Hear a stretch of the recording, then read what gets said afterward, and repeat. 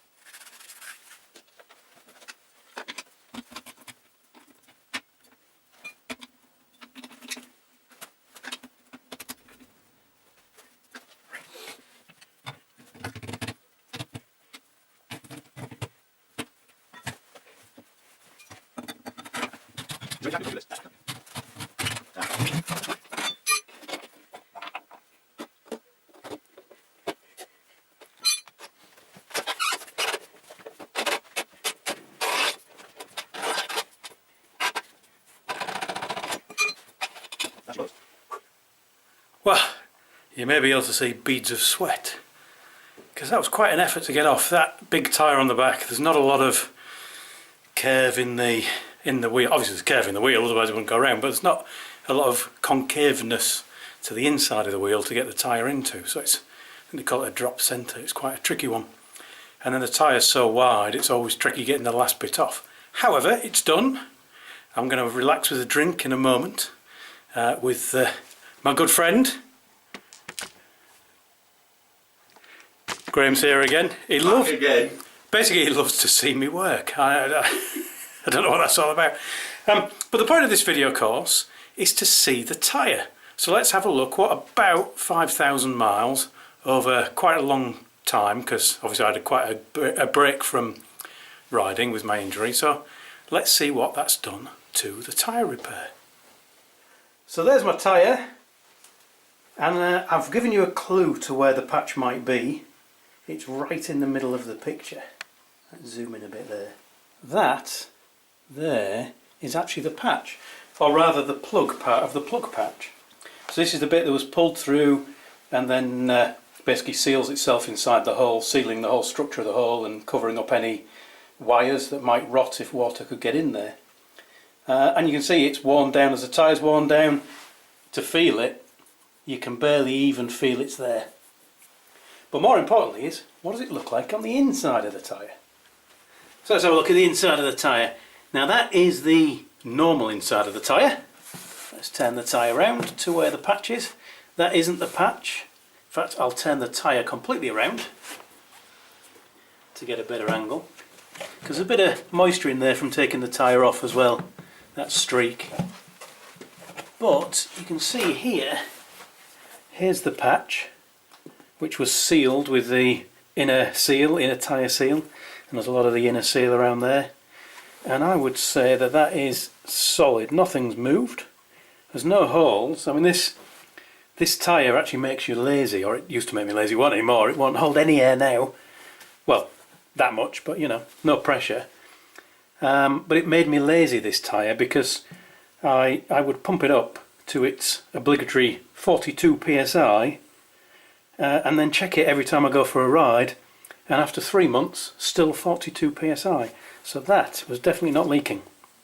Now then, people who are against these repairs will still be against these repairs, and people who like them will still like them. So I think for the people who like them, because I'm never going to convert anyone, I think if you look at that, hopefully it'll give you a bit of confidence that these things do stick, don't come apart, and do the job. Anyway, I'm going to put my nice new tyre on the bike now. So I'll say thank you for watching, ride safe, and I shall talk to you all again soon.